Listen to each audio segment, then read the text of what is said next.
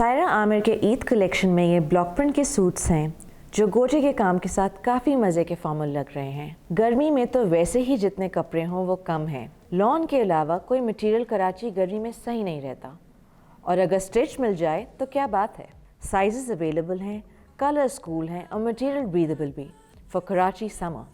और best part, price भी मुनासिब है। तो ज़रूर आके देखें और सायरा आमिर की एग्जिबिशन को विज़िट करें।